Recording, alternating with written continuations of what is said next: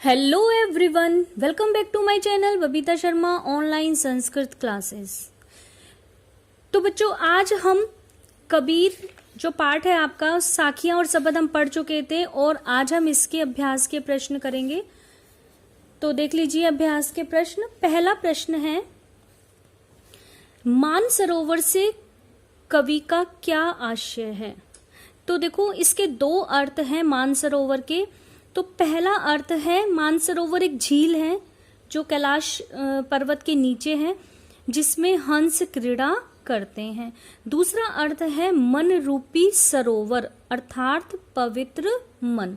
तो कवि का आशय मानसरोवर से मन रूपी सरोवर अर्थात पवित्र मन, ये लिख सकते हो। और एक इसका मीनिंग वो भी निकलता है कि मानसरोवर झील जिसमें स्वच्छ जल भरा होता है और हंस उसमें क्रीड़ा करते हैं। दूसरा प्रश्न है, कवि ने सच्चे प्रेमी की क्या कसौटी बताई है। तो कवि ने सच्चे प्रेमी की यह कसौटी बताई है कि उससे मिलने पर मन की सारी मलिनता नष्ट हो जाती है। सच्चे प्रेमी से मिलने पर मन की सारी मलिनता नष्ट हो जाती है, पाप धुल जाते हैं और सद्भावनाएं जागृत हो जाती हैं। अर्थात कवि कहता है कि जो संप्रदायों में ना पढ़कर, कि हिंदू है मुसलमान है, इन संप्रदायों में ना पढ़कर निष्पक्ष होकर ईश्वर की सच्ची भक्ति करता है, उसे ही कवि ने सच्चा प्रेमी, उसे ही कवि ने सच्चे प्रेमी की कसौटी बताया है। तीसरा प्रश्न है, तीसरे दोहे में कवि ने किस प्रकार के ज्ञान को महत्व दिया है। तो तीसरा जो आपका आया था दोहा, हाथी वाला था, तो उसके अंदर कबीरदास जी ने बताया है कि अनुभव से प्राप्त आध्यात्मिक ज्ञान को महत्व दिया है। तीसरे दोहे में कवि ने अनुभव से प्राप्त आध्यात्मिक ज्ञान को महत्व दिया है। यानी उसके अंदर था, समाधि रूपी आसन बिछाकर ज्ञान रूपी हाथी की सवारी को महत्व दिया है। जो व्याख्या के अकॉर्डिंग है वैसे भी लिख सकते हो आप इसको, कि कवि ने सांप्रदायिकता, जो संसार के अंदर जो लोग सांप्रदायिकता में फंस जाते हैं, हिंदू मुसलमानों के भेदभाव में पड़ जाते हैं, उनमें फंसकर सच्चे ज्ञान से अनजान वो रहते हैं। इसलिए कवि कहते हैं कि अनुभव से प्राप्त आध्यात्मिक ज्ञान को कवि ने उसमें महत्व दिया है। तो आप इसको शॉर्टली बस ऐसे ही लिख सकते हो कि एक ही लाइन में इसका आंसर आप दे सकते हो कि अनुभव से प्राप्त आध्यात्मिक ज्ञान को कवि ने महत्व दिया है। और अगर आप ये भूल जाते हो तो आप उसकी व्याख्या लिख सकते हो, जैसे मैंने अभी बताया आपको कि कवि ने समाधि रूपी आसन बिछाकर ज्ञान रूपी हाथी की सवारी को महत्व दिया है, ऐसे भी लिख सकते हो। अब प्रश्न 4 है, इस संसार में सच्चा संत कौन कहलाता है। तो देखो, इस संसार में सच्चा संत कौन है। सच्चा संत वही होता है जो धर्मनिरपेक्ष होकर ईश्वर से सच्चा प्रेम करता है, यानी ईश्वर की सच्ची भक्ति करता है, जो किसी भी सांप्रदायिक भेदभाव में, तर्क वितर्क और वैर विरोध के झगड़े में न पड़कर निश्चल भाव से प्रभु की भक्ति में लीन रहता है, वही सच्चा संत कहलाता है। 5वां प्रश्न है, अंतिम दो दोहों के माध्यम से कबीर ने किस तरह की संकीर्णताओं की ओर संकेत किया है। तो संकीर्णताओं का मतलब होता है छोटी सोच। तो छोटी सोच जैसे ये तेरा है, ये मेरा है, इस तरह की संकीर्णताएं जब लोगों के मन में आती हैं कि हम ऊंचे हैं तुम नीचे हो, या फिर जाति पाति का भेदभाव, तो ये सारी संकीर्णताएं। तो क्वेश्चन है हमारा, अंतिम दो दोहों के माध्यम से कबीर ने किस तरह की संकीर्णताओं की ओर संकेत किया है। तो इसके अंदर निम्नलिखित संकीर्णताओं की ओर संकेत किया है। पहला, अपने अपने मत को श्रेष्ठ मानने की संकीर्णता, कि भाई मैं ऊंचा हूं, और दूसरे के धर्म की निंदा करने की संकीर्णता। दूसरा, ऊंचे कुल के अहंकार में जीने की संकीर्णता, कि जो लोग ऊंचे कुल में पैदा होते हैं तो उनको ये अहंकार होता है कि हम ऊंचे कुल में हमने जन्म लिया है, तो हम बड़े हैं, हम ऊंचे हैं। तो इस तरह की जो छोटी सोच होती है लोगों की, उसकी ओर कवि ने संकेत किया है। तो दोबारा से एक बार देख लो, कि अंतिम दो दोहों के माध्यम से कबीर ने किस तरह की संकीर्णताओं की ओर संकेत किया है। तो पहला वाला जो दोहा है उसमें तो लिखोगे अपने अपने मत को श्रेष्ठ मानने की संकीर्णता और दूसरे के धर्म की निंदा करने की संकीर्णता। और लास्ट वाला जो दोहा है उसमें ऊंचे कुल के अहंकार में जीने की संकीर्णता की ओर संकेत किया है। नेक्स्ट है, किसी भी व्यक्ति की पहचान उसके कुल से होती है या उसके कर्मों से, तर्क सहित उत्तर दीजिए। तो देखो इस तरह के क्वेश्चंस जब आते हैं तर्क सहित उत्तर दीजिए, तो इसमें आपको एक एग्जाम्पल देकर समझाना पड़ता है अपनी बात को, कि आप जो बात कह रहे हैं उसका तर्क भी देना है, उसका एक उदाहरण भी देना है आपको।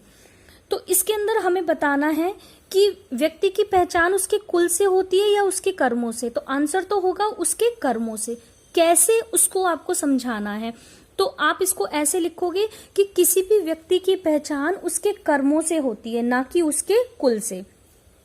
जैसे आज तक हजारों राजा पैदा हुए और मर गए, परंतु लोग जिन्हें जानते हैं वे कौन हैं? वे हैं राम, कृष्ण, बुद्ध, महावीर आदि। इन्हें इसलिए जाना जाता है क्योंकि ये केवल कुल से ऊंचे नहीं थे, बल्कि इनके कर्म भी ऊंचे थे। इसके विपरीत कबीरदास, सूरदास, तुलसीदास आदि बहुत सामान्य घरों से थे। इन्हें बचपन में ठोकरें भी खानी पड़ी, परंतु फिर भी वे अपने श्रेष्ठ कर्मों के आधार पर संसार भर में प्रसिद्ध हो गए। इसलिए हम कह सकते हैं कि महत्व ऊंचे कर्मों का होता है, कुल का नहीं। क्लियर? तो ये है आपका प्रश्न 6। अब प्रश्न 7 देखिए, काव्य सौंदर्य स्पष्ट कीजिए। तो देखिए बच्चों, अब आपका काव्य सौंदर्य आता है। पहले आप सप्रसंग व्याख्याएं करते थे, उसमें आप प्रसंग लिखते थे, फिर व्याख्या, फिर विशेष लिखते थे, है ना। तो विशेष के अंदर भी हम काव्य सौंदर्य ही लिखते थे कि उस कविता के अंदर, उस पंक्ति के अंदर क्या चीज है, जैसे कौन सा अलंकार है, कौन सा रस है, या फिर इसमें संधि हो रही है, समास हो रहा है, कोई पर्यायवाची है, जो भी चीजें, जो व्याकरण की दृष्टि से जो चीजें उसके अंदर प्रयोग की गई है, तो वो हम उसमें लिखते थे। लेकिन यहाँ लिखना है आपको काव्य सौंदर्य, यानी पहले आपको भाव सौंदर्य लिखना है, फिर उसका शिल्प सौंदर्य लिखना है। तो देखो कविता, 2 पंक्तियां दी हुई हैं प्रश्न 7 में। हस्ती चढ़िए ज्ञान कऊ, सहज दुली चढ़ डारी, स्वान रूप संसार है, भूखन दे झक मारी। यानी कबीरदास जी कहते हैं इन पंक्तियों के माध्यम से कि हमें समाधि रूपी आसन बिछाकर ज्ञान रूपी हाथी की सवारी करनी चाहिए, क्योंकि ये संसार तो एक कुत्ते के समान है जो भोगता ही रहता है। हमें उसकी परवाह नहीं करनी चाहिए, क्योंकि कुछ समय के बाद वह खुद ही चुप होकर रह जाएगा। इसलिए हमें संसार के द्वारा की जाने वाली निंदा की परवाह न करके आगे बढ़ते रहना चाहिए। तो कवि ने हमें आगे बढ़ने के लिए प्रेरित किया है। आगे देखो, इसका जो शिल्प सौंदर्य है, मैंने अभी आपको बताया ये भाव सौंदर्य आप ऐसे लिखेंगे, उसके बाद आप इसका नेक्स्ट हेडिंग डालेंगे शिल्प सौंदर्य। तो शिल्प सौंदर्य में आप लिखोगे कि इसमें रूपक अलंकार का प्रयोग हुआ है, नंबर 1। और रूपक अलंकार कौन सी पंक्ति में? डैश करके इन्वर्टेस कोमा में आपको लिखना है समाधि रूपी आसन बिछाकर। ये आया ना, तो रूपक अलंकार है यहाँ पर। दूसरा पॉइंट लिखेंगे, हस्ती, स्वान, ज्ञान आदि तत्सम शब्दों का प्रयोग किया गया है। थर्ड पॉइंट डालेंगे आप, उदाहरण शैली का उपयोग हुआ है। उदाहरण के द्वारा कवि ने हमें समझाया है, जैसे हाथी और कुत्ते का उदाहरण दिया कवि ने हमें। और नंबर 4 पे लिखेंगे आप, साधुकड़ी भाषा का प्रयोग किया गया है। साधुकड़ी मतलब कबीरदास जी जो थे वो साधु संतों के संपर्क में रहते थे, उनके साथ ही रहते थे, तो उनकी ही भाषा इनके काव्य में झलकती है, तो उसको बोलते हैं साधुकड़ी भाषा। और रचना में भक्ति रस की भी प्रधानता है, तो आप भक्ति रस भी लिख देंगे। और इसमें दोहा छंद का प्रयोग किया गया है। इसमें मुहावरों का प्रयोग भी किया गया है, जैसे झक मारना, है ना। तो इस तरह से आप इसका शिल्प सौंदर्य लिखेंगे। तो मैंने आपको 6-7 पॉइंट इसके बता दिए हैं शिल्प सौंदर्य के। आगे देखो प्रश्न 8। अब ये जो प्रश्न थे 7 तक आपके साखियों के थे, साखियों के अंदर से प्रश्न बने हुए हैं। अब है शब्द के प्रश्न 8 है, मनुष्य ईश्वर को कहाँ कहाँ ढूंढता फिरता है। तो देखो, मनुष्य ईश्वर को मंदिर, मस्जिद, काशी, काबा जैसे तीर्थ स्थलों में, वैराग्य में और जंगलों में ढूंढता फिरता है। तो जो आपने इसमें शब्द में पढ़ा था पहला वाला, तो उसी शब्द का जो अर्थ है वो इसमें आ जाएगा कि मनुष्य ईश्वर को मंदिर, मस्जिद, काबा, कैलाश आदि धार्मिक स्थलों पर और धार्मिक क्रियाकर्म में, योग और वैराग्य में ढूंढता फिरता है। नेक्स्ट है प्रश्न 9, कबीर ने ईश्वर प्राप्ति के लिए किन प्रचलित विश्वासों का खंडन किया है। तो कबीर ने ईश्वर प्राप्ति के लिए उस समय में प्रचलित निम्नलिखित विश्वासों का खंडन किया है कि ईश्वर ना ही मंदिर में है, ना ही मस्जिद में है, ना ही काबा में है और ना ही काशी में, ना ही वह किसी धार्मिक क्रियाकर्म में है और ना ही वह योग और वैराग्य में है। तो इन सभी प्रचलित विश्वासों का कबीरदास जी ने खंडन किया है। तो उस समय में ये जो विश्वास प्रचलित थे उन्हीं का ही उन्होंने खंडन किया है। अगला प्रश्न है, कबीर ने ईश्वर को सब श्वासों की श्वास में क्यों कहा है। तो देखो, कबीर ने ईश्वर को सब श्वासों की श्वास में इसलिए कहा है क्योंकि ईश्वर ने इस संसार को बनाया, इस धरती को ईश्वर ने बनाया है और वे इस धरती के कण कण में विराजमान हैं। इसीलिए उन्होंने सब श्वासों की श्वास में कहा है, यानी इस धरती के प्रत्येक जीव में, प्रत्येक कण कण में ईश्वर निवास करते हैं। इसीलिए उन्हें सब श्वासों की श्वास में कहा गया है। अगला प्रश्न है, कबीर ने ज्ञान के आगमन की तुलना सामान्य हवा से ना करके आंधी से क्यों की है। तो देखो, सामान्य हवा से ना करके आंधी से क्यों की है, क्योंकि जब सामान्य हवा चलती है तब उसमें कोई हलचल नहीं होती, यानी उसमें स्थिति परिवर्तन की क्षमता नहीं होती। सामान्य हवा, जब नॉर्मल हवा चलती है तो वो स्थिति नहीं बदल पाती है, स्थिति परिवर्तन की उसमें क्षमता नहीं होती है। परंतु जब आंधी आती है तो सब जगह उथल पुथल मच जाती है। इसी प्रकार से जब ज्ञान की आंधी आती है तो हमारे मन की सारी बुराइयां दूर हो जाती है, क्योंकि ज्ञान में भी प्रबल शक्ति होती है ना। जैसे आंधी में प्रबल शक्ति होती है, ऐसे ही ज्ञान में भी प्रबल शक्ति होती है, जिससे मन की सारी बुराइयां, सारी मलिनता दूर हो जाती है और मन का भ्रम दूर हो जाता है और मन जो है एकदम निर्मल हो जाता है। तो इसलिए कबीरदास जी ने ज्ञान के आगमन की तुलना सामान्य हवा से ना करके आंधी से की है। अगला प्रश्न है, ज्ञान की आंधी का भक्त के जीवन पर क्या असर पड़ता है। तो देखो, जब ज्ञान की आंधी आती है, यानी भक्त को जब ज्ञान हो जाता है, ईश्वर का ज्ञान हो जाता है सच्चा, तो जब ज्ञान की आंधी आती है तो भक्त के मन की सारी अज्ञानता या अज्ञानता रूपी जो भ्रम है वो समाप्त हो जाता है। लोभ, लालच, स्वार्थ सब नष्ट हो जाता है, तृष्णा रूपी झोपड़ी भी नष्ट हो जाती है और मन एकदम पवित्र होकर प्रभु भक्ति में लीन हो जाता है। तो आप इसको लिख सकते हो कि जब ज्ञान की आंधी आती है तो भक्त के मन की अज्ञानता का जो भ्रम है वो समाप्त हो जाता है और वह लोभ लालच, उसके मन में जितना भी लोभ लालच स्वार्थ आदि होता है वो सब नष्ट हो जाता है, तृष्णा रूपी झोपड़ी उसकी नष्ट हो जाती है और उसका मन पवित्र होकर प्रभु भक्ति में लीन हो जाता है। अगला प्रश्न है, भाव स्पष्ट कीजिए। अब भाव स्पष्ट करना है। पंक्ति दी है आपको, हित चित्त की द्वे थूनी गिरानी, मोह बलिंडा टूटा। ये पंक्ति है एक, इसका आपको भाव लिखना है, सिर्फ भाव लिखना है आपको, इसमें कोई शिल्प सौंदर्य आपको नहीं लिखना है, सिर्फ भाव सौंदर्य लिखना है। तो भाव क्या कहना चाह रहा है इस पंक्ति के माध्यम से कबीरदास जी, तो आपको लिखना है, इस पंक्ति में कबीरदास जी कहते हैं कि हित और चित्त अर्थात स्वार्थ रूपी जो दोनों खंबे हैं वो टूट गए हैं और मोह रूपी बल्ली भी गिर गई है। बल्ली का मतलब एक मोटी लकड़ी जिसके सपोर्ट से झोपड़ी खड़ी होती है। तो बीच में लिखते हैं ना, मोह बलिंडा जो होता है, एक मोटा सा जो बीच में डिवाइड, जब हम झोपड़ी बनाते हैं तो बीच में एक बलिंडा लकड़ी का एक मोटा सा टुकड़ा लगाते हैं। तो कहते हैं वो कबीरदास जी कि स्वार्थ रूपी दोनों खंबे टूट गए हैं और मोह रूपी बल्ली भी गिर गई है। इसके गिरने से लालसा रूपी छप्पर उड़ गया है, या लालसा रूपी छप्पर गिर गया है, और मन की सारी बुराइयां व भ्रम समाप्त हो गए हैं। ठीक है,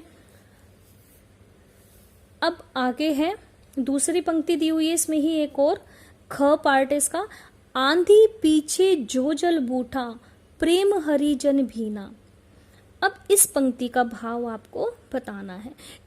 इस पंक्ति में कबीरदास जी कहते हैं कि ज्ञान रूपी आंधी के बाद जब भक्ति रूपी जल बरसा, ज्ञान रूपी आंधी आई, इससे पहले हमने पढ़ा, और ज्ञान रूपी आंधी के बाद जो भक्ति रूपी जल बरसा उसमें ईश्वर का भक्त भीग गया, है ना। ईश्वर की भक्ति से, ईश्वर की कृपा से वह भीग गया और उसे आनंद की प्राप्ति हो रही है। यानी जब भक्त को सच्चा ज्ञान हो जाता है, ईश्वर को जब वो पहचान लेता है तो वो ईश्वर की भक्ति में लीन हो जाता है ना। तो वो जल बरसा, जल मतलब ईश्वर की भक्ति। तो कह रहे हैं वो कि ज्ञान रूपी आंधी के बाद जो भक्ति रूपी जल बरसा उसमें ईश्वर का भक्त भीग गया और उसे आनंद की प्राप्ति हो रही है। अर्थात ज्ञान की प्राप्ति के बाद भक्त का मन एकदम शुद्ध हो गया है और उसके मन के जितने भी भ्रम थे वो सब समाप्त हो गए हैं। तो ये हो गए आपके प्रश्न 13 तक। अब प्रश्न 14 है रचना और अभिव्यक्ति। संकलित साखियों और पदों के आधार पर कबीर ने धार्मिक और सांप्रदायिक सद्भावना संबंधी विचारों पर प्रकाश डाली है। ठीक है, ये जो प्रश्न है इसका आंसर आप देख लो, इसको ऐसे लिखोगे आप, कबीर ने अपने विचारों द्वारा जनमानस की आंखों पर धर्म और संप्रदाय के नाम पर पड़े पर्दे को खोलने का प्रयास किया है। उन्होंने धार्मिक कुप्रथाओं जैसे मूर्ति पूजा, है ना, और तीर्थ यात्राएं आदि का उन्होंने खंडन किया।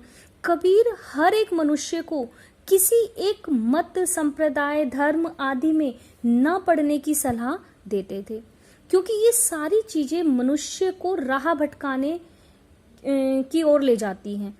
अतः कबीर के अनुसार हमें इन सब चक्रों में नहीं पड़ना चाहिए और मनुष्य को चाहिए कि वह निष्काम और निश्चल भाव से प्रभु की आराधना करे। तो ये तो थे कबीरदास जी के धार्मिक और सांप्रदायिक सद्भावना संबंधी विचार। तो ये हो गए आपके सारे प्रश्न उत्तर। एक और है लास्ट बस, निम्नलिखित शब्दों के तत्सम रूप लिखिए। तो तत्सम रूप देख लीजिए एक बार इसके शब्दों के। Wait a minute. हाँ जी, तो प्रश्न है आपका पहला, पखापखी। पखापखी का मतलब होता है पक्ष विपक्ष, पक्ष डैश विपक्ष। फिर है अनत। अनत का मतलब अनंत। जोग, जोग का मतलब योग, है ना। जुगति, युक्ति। वैराग्य, वैराग्य। निरपक्ष, निरपक्ष का हो जाएगा निष्पक्ष। तो उम्मीद है आपको सारे प्रश्न समझ आ गए होंगे। धन्यवाद।